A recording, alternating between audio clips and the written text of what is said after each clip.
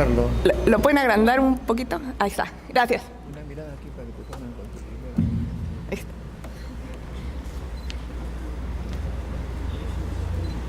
Ya. Listo. Bueno, muchas gracias a Modesto por la invitación. Yo vine hace un par de años y presenté los primeros avances del laboratorio de grafeno del Instituto de Física en la Universidad Nacional Autónoma de México, y ahora voy a continuar un poco en los avances que hemos tenido en estos últimos años. Pues voy a hablar sobre transistores de grafeno. Pedro Flores y Carlos Borja son mis estudiantes de licenciatura en física de la universidad, y Andrés Botello es un colega teórico. Pues les voy a contar un poco sobre mi trayectoria como física para ver si alguno se motiva en seguir una carrera en física, porque uno viaja mucho. Luego les voy a hablar sobre el grafeno, luego los resultados que obtuvimos con transistores de grafeno.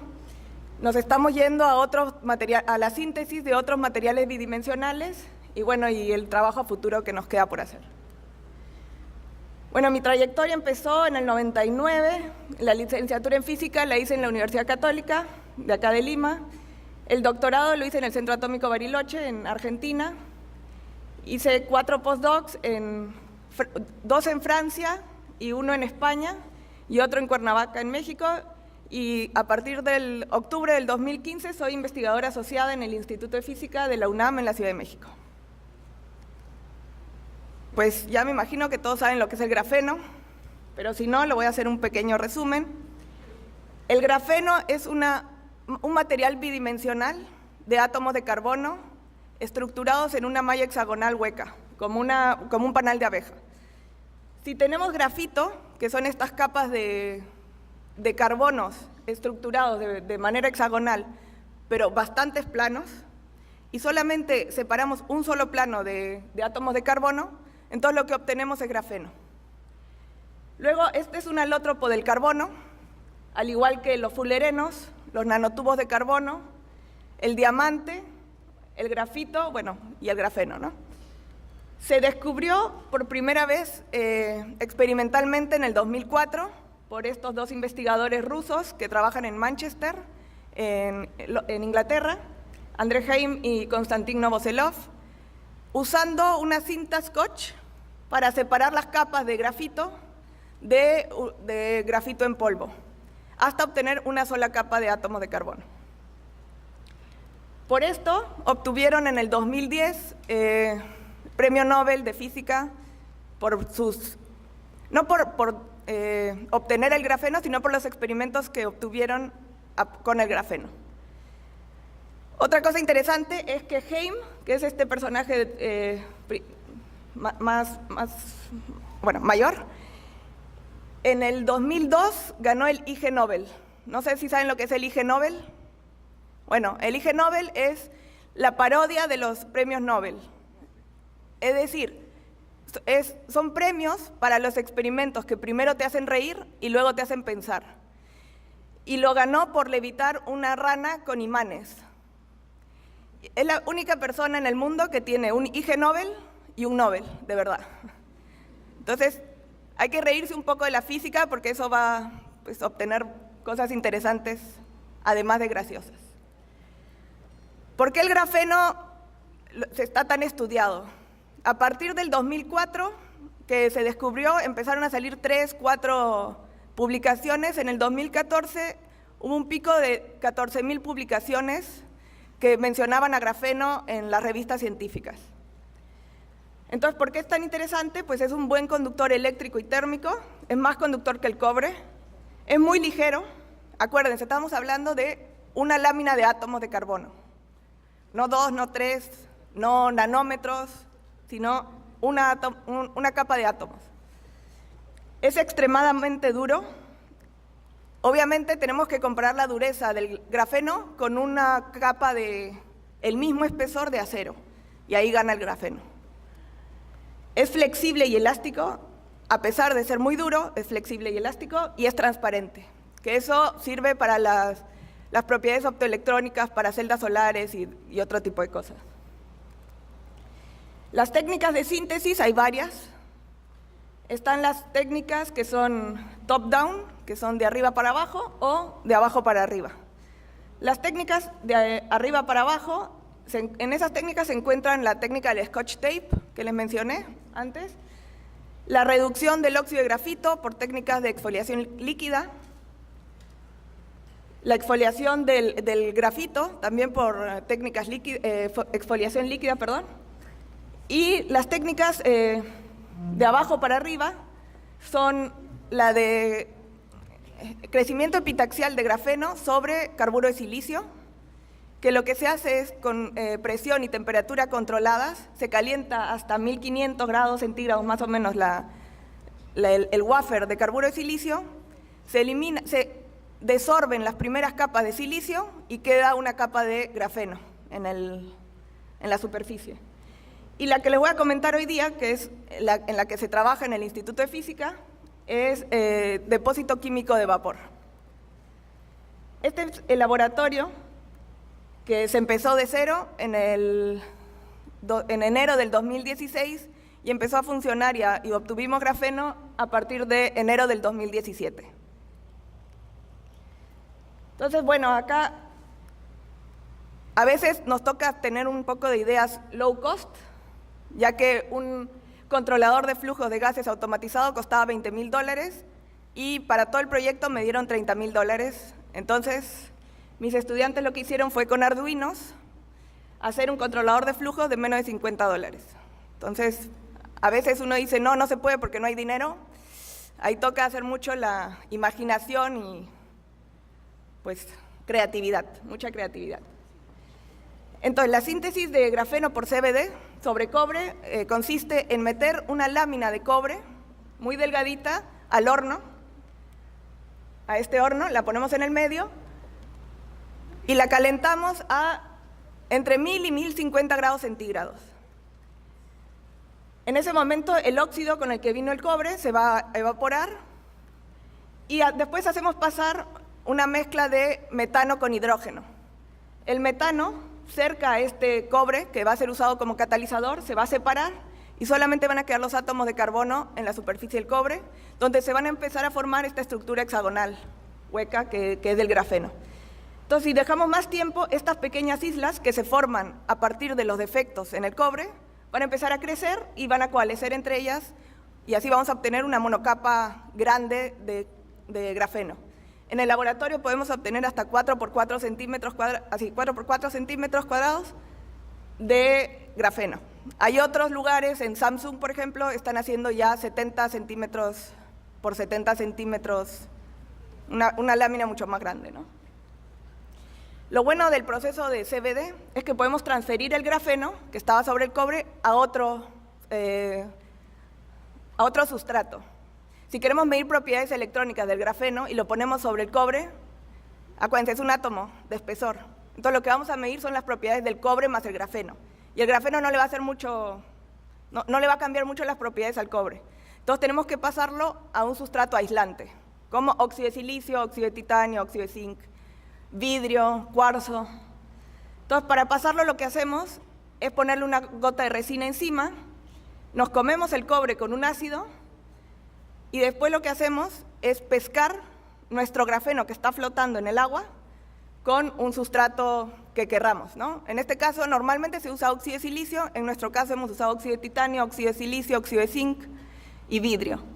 Y luego al día siguiente que se seca el agua que está entre el grafeno y el sustrato, quitamos la resina con acetona, entonces vamos a obtener grafeno sobre el sustrato deseado.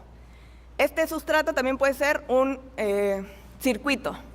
No tiene que ser solamente algo plano, puede ser un circuito, puede ser una rejilla para hacer microscopio electrónico de transmisión u otro tipo de sustratos.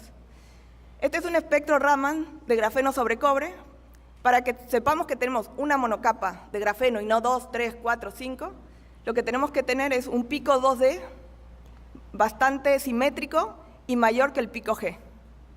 Este pico D es el pico de defectos. Entonces, lo que queremos es que este pico sea mayor que este y que el pico D sea casi cero con respecto al G. Entonces, en este caso, obtenemos una monocapa de grafeno sin tanto desorden. Luego, hacemos la transferencia sobre óxido de silicio sobre silicio. Esto azul es el grafeno. Así me van a preguntar, ¿por qué se ve el grafeno si es solamente una capa de átomos? depende de dónde lo pongamos, si se ve o no se ve. Y eso es por las leyes de Fresnel, por interferencia, dependiendo de los índices de refracción, tanto del grafeno como de los sustratos. En este caso se ve, porque son 300 nanómetros de óxido de silicio. Y acá también podemos ver un bonito espectro Raman del grafeno. Sin embargo, nuestro pico de desorden empezó a crecer. Y esto se debe a que se rompe, se arruga en el proceso de transferencia. Pero para nuestros objetivos no está mal. Y acá, por ejemplo, mis estudiantes hicieron la transferencia de grafeno sobre una lente sin usar PMMA.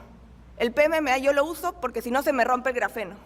Si uno toma café no puede estar haciendo estas pescas porque tiembla mucho y un poquito de movimiento y se rompe.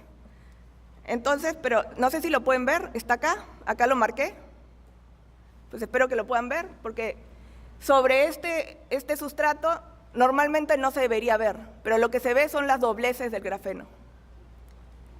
En este otro caso estructuramos el grafeno con plasma de argón y otra vez lo marco para que lo puedan ver. Pues es la idea era hacer una barra de Hall, pero todavía no está bien hecha, pero también queremos hacer experimentos con grafeno estructurado. Bueno, entonces transistores. ¿Qué es un transistor?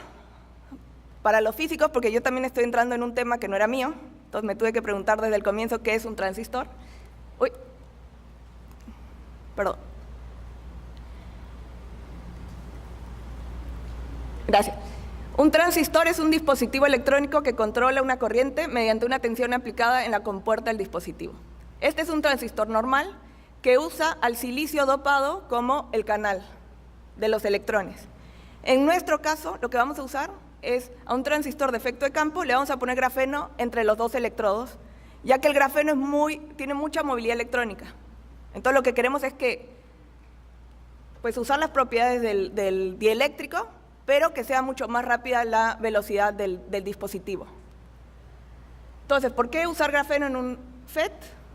Porque además de que es muy rápido, tiene un efecto ambipolar que nos va a dar tanto canal N como canal P en nuestro transistor. Y eso lo podemos aprovechar, porque podemos doparlo y ver cuán dopado está nuestro grafeno. Podemos también usarlo como un sensor de moléculas.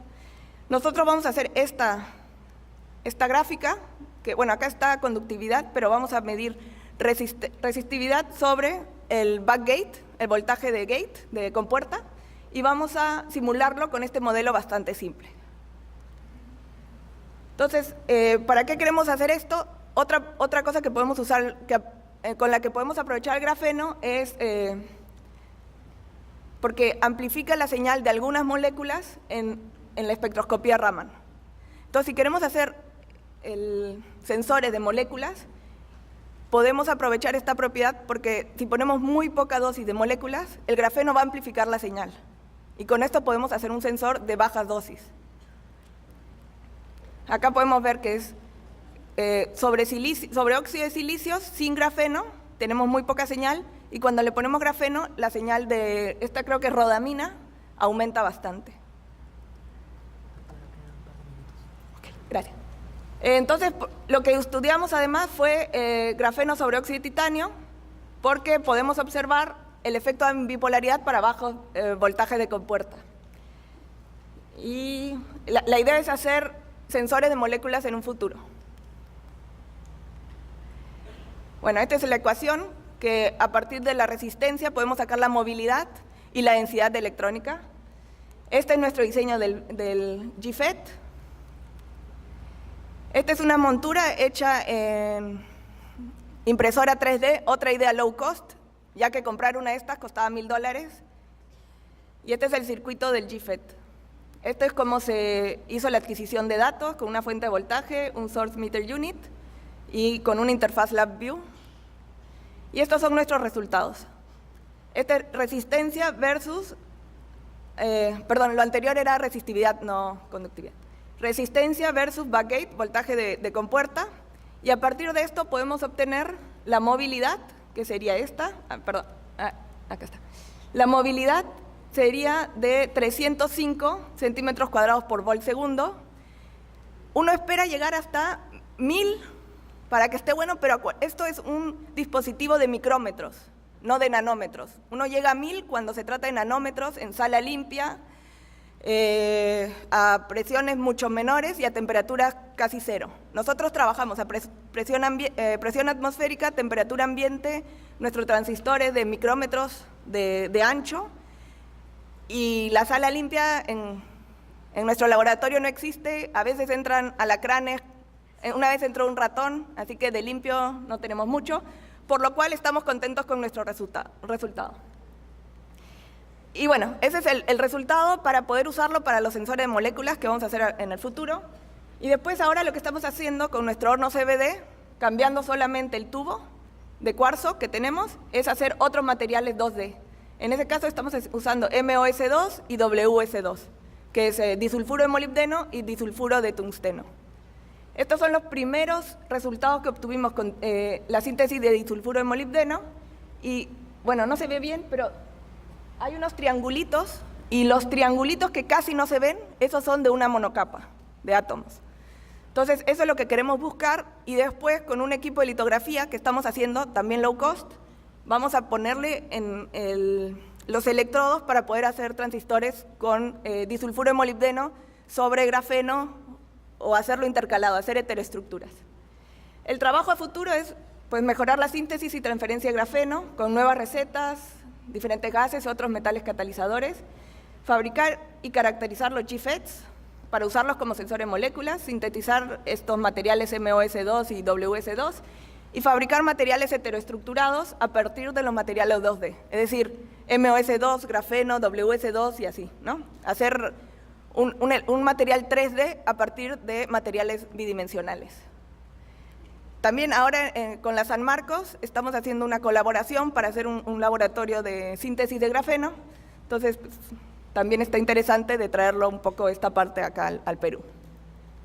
Y bueno, estos son los chicos, este es Pedro y este es Carlos, que son los que hicieron todo, yo vine nomás para presentarlo, y pues los colaboradores y los proyectos. Bueno, muchas gracias.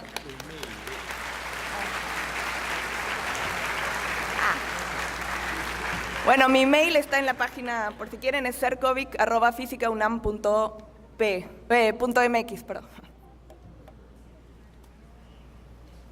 Adelante, al centro, por favor, doctora.